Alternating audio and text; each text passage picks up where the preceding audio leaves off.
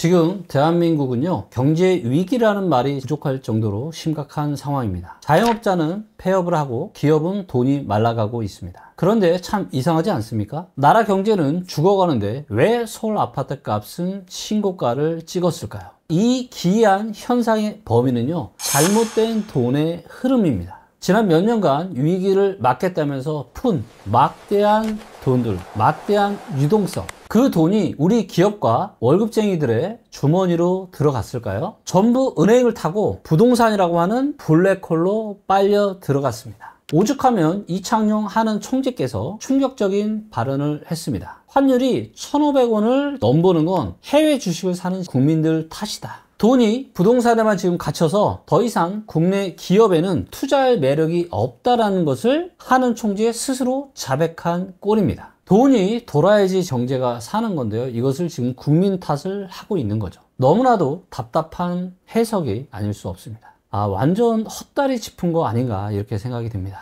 진짜 원인은요, 다른 곳에 있습니다. 그래서 오늘 영상에서는요, 이 기형적인 돈의 흐름이 불러올 수 있는 진짜 경제 위기의 시나리오를 데이터로 보여드리고 이 거품이 꺼질 때 살아남는 방법을 알려드리도록 하겠습니다. 여러분들 돈이 녹아나는 거를 혹시 느끼고 계시나요? 다들 부자가 되는 것 같은데 나만 이렇게 힘들지? 아마 이런 생각을 하시는 분들이 많을 것 같은데요, 왜 이런 일이 벌어지고 있는지를 제가 통화랑 데이터를 보면서요, 정말 많이 느꼈습니다. 통화량이라는 건 뭐죠, 여러분들? 한마디로 한국에 풀리는 이 돈의 총량이라고 할 수가 있겠습니다. 돈이 풀리는 속도가 빠르면 어때요? 당연히 한국 돈의 값어치가요, 헐값이 되는 겁니다.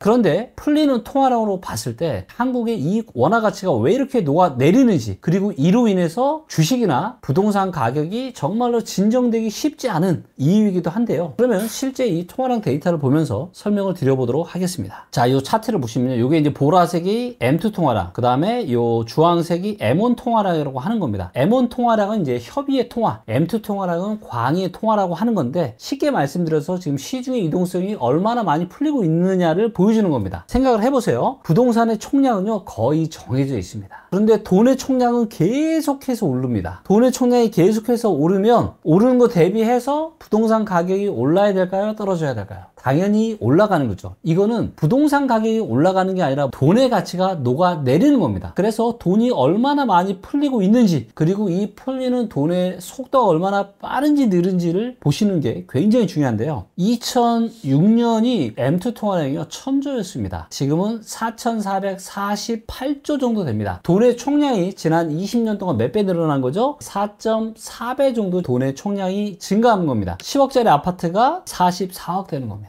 시간이 지나면 지날수록 나의 돈의 가치는 계속해서 떨어질 수밖에 없는 거죠. 그래서 물가가 오르는 이런 현상이 나타나는 건데, 이 가속도가요, 점점점 빨라지고 있습니다. 자, 보시면 2006년부터 코로나 전까지 이 속도와, 그 다음에 코로나 이후의 이 각도와, 그리고 2025년 5월 들어서 이 각도가요, 달라요. 가파르게 올라가고 있습니다. 자, 이것이 의미하는 바는 뭐냐? 한국의 돈이 풀리는 속도와 미국의 돈이 풀리는 속도가 있는데, 여러분들 누가 더 빠른지 아세요? 당연히 미국이 더 많이 풀지 않았을까요? 이거를 잘못 알고 계신 거예요. 미국의 통화량 증가보다요, 한국의 통화량 증가가 더 빨라요. 그렇기 때문에 여러분들은 이렇게 환율이 올라가는 이유기도 합니다. 한국이 돈을 푸는 속도가 언제부터 가팔라졌어요?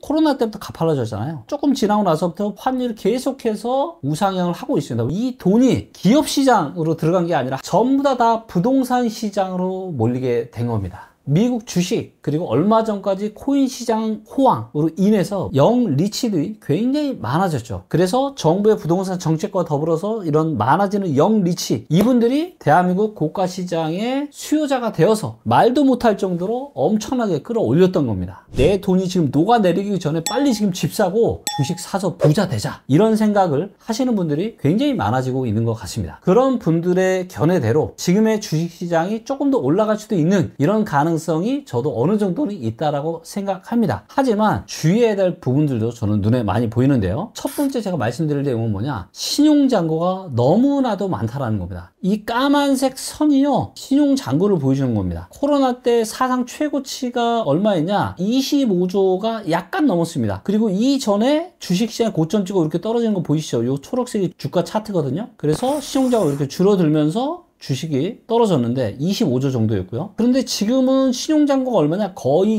26조입니다. 코로나 때에 사람들이 막 주식시장에 열광을 해서 대출받아서 주식 투자한 것보다 더 위험한 수준이다라는 겁니다. 최근 나온 기사가 주식하면 돈 번다면서요. 고점에 물린 신규 개미가 지금 울상이다. 그러면 반대로 부동산은 어땠을까요? 부동산도 마찬가지로 이렇게 통화량이, 특히 M1 통화량이 이렇게 급격하게 증가하던 시기에는요, 부동산도 올라갈 가능성이 상당히 많습니다. 이때 이제 2020년까지만 하더라도 엄청나게 버블이 많지 않았기 때문에 일부 지방 같은 경우는 완전히 이제 바닥이었거든요. 그러다 보니까 이때 엄청난 급등을 많이 했던 거고, 2022년 하반기 이때 유동성이 많이 감소를 했죠. 유동성이 감소하니까 그 충격파를 누가 온몸으로 다 맞은 거예요? 부동산 시장이 온몸으로 다 그 충격파를 맞았던 겁니다. 그리고 지금 유동성이 아주 조금씩 증가를 했는데, 문제는 뭐였어요? 통화량의 유동성이 아니라 정부가 인위적으로 23년, 24년에 50조라고 하는 엄청난 유동성을 쏟아 부으면서 부동산 시장을 부양을 시켰던 겁니다. 지금도 보면 이렇게 M1 통화량이 올라가고 있잖아요. 지금의 주식시장의 상승, 얼마 전까지의 부동산 시장의 상승이 어느 정도 아마 여러분들도 이해가 가실 겁니다. 이게 오르는 게 아니라 내 돈의 가치가 녹아내리기 때문에 가격이 올라가는 거구나. 제가 좀 전에 통화량 차트에서도 보여드렸지만 한국이 지금 돈을 푸는 속도가 계속해서 빠르게 증가하고 있고, 특히 올해 5월달 들어서는요, 정말로 M1 통화량, M2 통화량 지금 계속해서 역사상 가장 가파른 속도로 올라가고 있습니다. 그럼 뭘 해야 되는 거예요? 부동산이나 주식이나 아니면 달러나 이런 것들을 해칭을 하셔야 되겠죠. 그래서 원화 붕괴는요, 이미 저는 시작이 됐다라고 봅니다. 이거는 누구 탓도 아니에요. 한국이 이미 그런 시대에 접어들게 된 겁니다. 달러 관련한 영상 궁금하신 분들은 요 위에 있는 영상 보시면 되니까 참고하시면 되겠습니다. 자, 마지막으로 여러분들 말씀드리겠습니다. 지금 한국 돈의 가치가요, 완전히 녹아내리고 있는 시기가 되고 있습니다. 그리고 이 녹아내린 이 원화를 해지하기 위해서 내가 어느 자산에 내가 돈을 넣어 놓을지, 이 선택에 따라서 앞으로의 여러분들 자산의 희비가 엄청나게 엇갈릴 거라고 생각을 합니다. 오늘 영상 보시면서 참고하셔서 여러분들의 자산 포트폴리오를 잘 구축을 하셔서 원화가 녹아내리는 이런 시기에 여러분들의 자산을 잘 지켜나갔으면 좋겠습니다. 그래서 지금처럼 원화 가치가 녹아내리는 이런 시기에 어떻게 내가 자산 배분을 내가 해서 어느 자산에 얼만큼의 포트폴리오를 구성하는 게 좋은지